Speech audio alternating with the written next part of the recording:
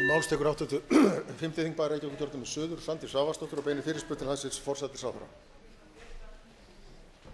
Virðulegur forseti. Fréttir undanfarna daga leiða hugann að mikilvægi siðareglna. En þannig það að siðareglur ráðherra voru staðfestar í mars 2011 og rétt að hafa það í huga að ein af niðurstöðum rannsóknarskýrslu Alþingis var að mikilvægt væri einmitt að ríkisstjórn og Alþingi settu sér siðareglur. En siðareglur ráðherra voru hins vegar tilbúnar og staðfestar. En við erum ekki búin að samþykkja hér siðareglur Alþingis, sem vonandi stendur það nú allt saman til bóta.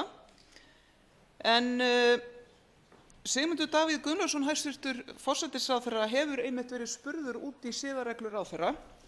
Og þá kom fram að hann teldi að þessar reglur frá 2011 ættu enn við og að ekki hefðu nýjar reglur verið samþykktar, en þó kæmi til greina, eins og hann orðaði það, að ráðast í breytingar á reglunum. Í framhaldinu þá lagði forsætisráðherra fram frumvarp breytingu á lögum Stjórnarráð Íslands, sem nú til meðferðar í háttvirtri stjórnskipunar- og eftirlitsnefnd, þar sem gert ráð fyrir því að nefnd siðferðileg viðmið fyrir ráðherra og stjórnsýsluna verði lögð niður.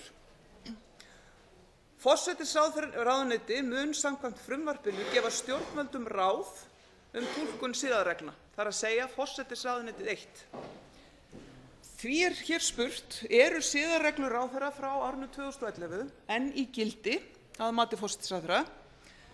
Og í ljósi þess að nefnd siðferðileg viðmið hefur enn ekki verið endurskipuð, þá spyr ég: hefur forsætisráðuneytið tekið að sér strax og nú þegar það hlutverk að gefa stjórnvöldum ráð túlkun siðareglna, eða hyggst forsætisráðherra skipta skoðun og stofna slíka nefnd á nýjan leik í ljósi þess að ekki virðist vanþörf á í núverandi ríkisstjórn?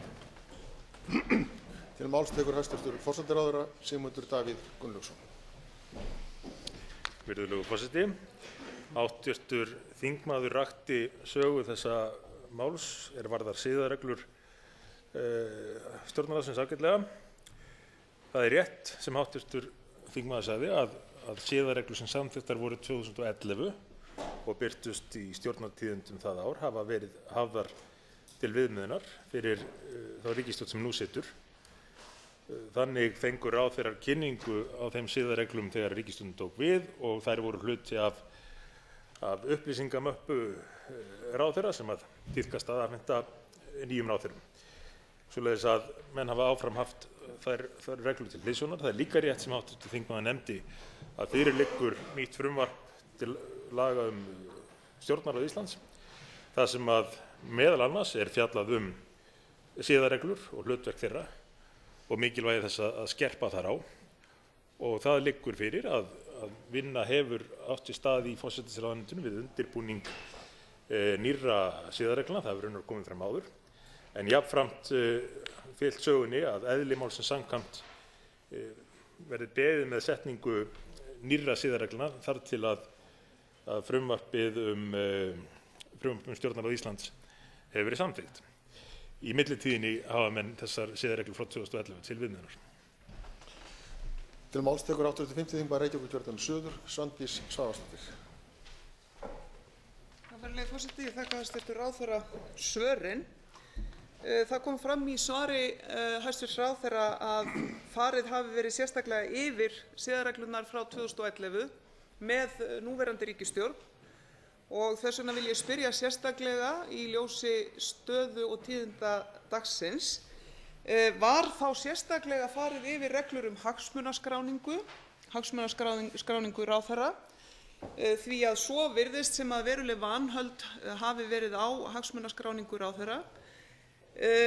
Og síðan vil ég árétta spurningu mína varðandi nefnd siðferðileg viðmið, hvort að ráðherrann telji ekki fulla ástæðu til að endurmeta afstöðu sína til slíkrar nefndar, þar sem að siðferðileg vandkvæði virðast koma upp ítrekað í ríkisstjórn Sigmundar Davíðs Gunnlaugssonar.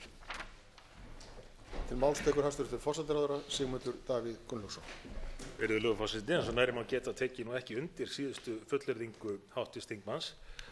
Hvað varðar hins vegar spurninguna hvaða hluta siðareglna hafi verið farið yfir, þá var náttúrulega farið yfir reglurnar í heild. Þær fylgdu sem heild og eru til hliðsjónar sem heild.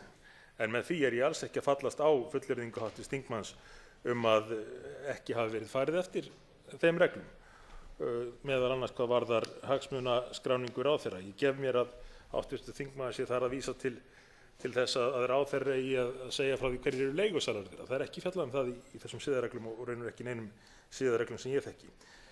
En að þá nefndum siðferðilegu viðmið í stjórnsýslunni, það virðist vera einhver misskilningur á ferðum hlutverk þeirra nefndar. Eftir sem áður verður leitað til þeirra stofnana sem að getið í núgildandi lögum Stjórnarráð Íslands, umboðsmanns Alþingis, Ríkisendurskoðunar í man rétt, virðulegur forseti, og Háskóla Íslands leiðbeiningar og aðstoð við setningu siðareglna. Þannig að það breytist ekki þó að nefndum siðferðilegu viðmið í stjórnsýslunni starfi ekki áfram.